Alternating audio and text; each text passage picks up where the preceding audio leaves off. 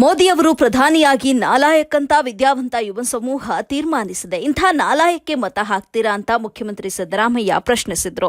ಶಿಡ್ಲಘಟ್ಟದ road ಶೋನಲ್ಲಿ ಕಾಂಗ್ರೆಸ್ ಅಭ್ಯರ್ಥಿ ಗೌತಮ್ ಗೆಲುವಿನ ಜನಸಮಾವೇಶದಲ್ಲಿ ಮುಖ್ಯಮಂತ್ರಿ ಸಿದ್ದರಾಮಯ್ಯ ಮತಯಾಚಿಸಿ ಈ ರೀತಿ ಪ್ರಶ್ನಿಸಿದ್ರು.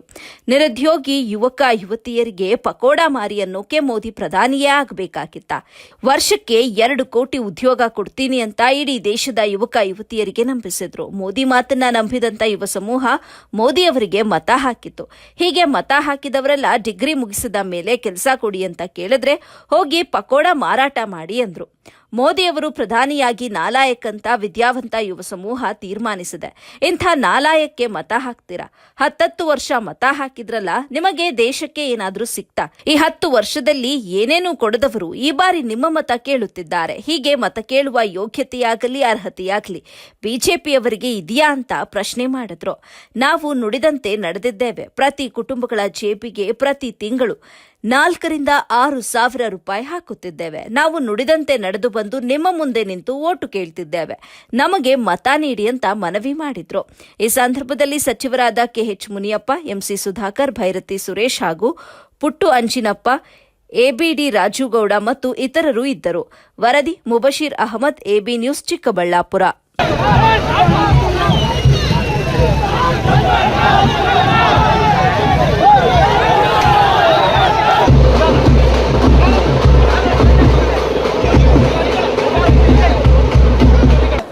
ವರ್ಷಗಳಿಂದ ಬಿಜೆಪಿಯ ನರೇಂದ್ರ ಮೋದಿ ಅವರು ಪ್ರಧಾನಮಂತ್ರಿಯಾಗಿದ್ದಾರೆ. 2014ರಲ್ಲಿ ನಡೆದಂತ ಲೋಕಸಭಾ ಚುನಾವಣೆಯಲ್ಲಿ ನರೇಂದ್ರ ಮೋದಿ ಅವರು ಅನೇಕ ಭರವಸೆಗಳನ್ನು ಕೊಟ್ಟಿದ್ದರು.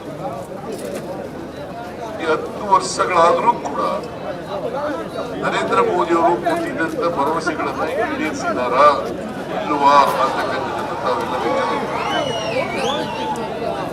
ನರೇಂದ್ರ ಮೋದಿ ಅವರು ಹೇಳಿದ್ರು, ದೇಶದಲ್ಲಿ ಕಪ್ಪು ಹಣ ಇದೆ.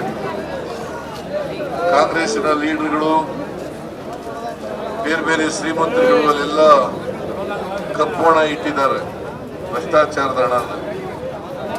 ಅದಕ್ಕೋಸ್ಕರ ಆ ಹಣನೆಲ್ಲ ವಾಪಸ್ ತಗೊಬರ್ತೀನಿ ನಾನು.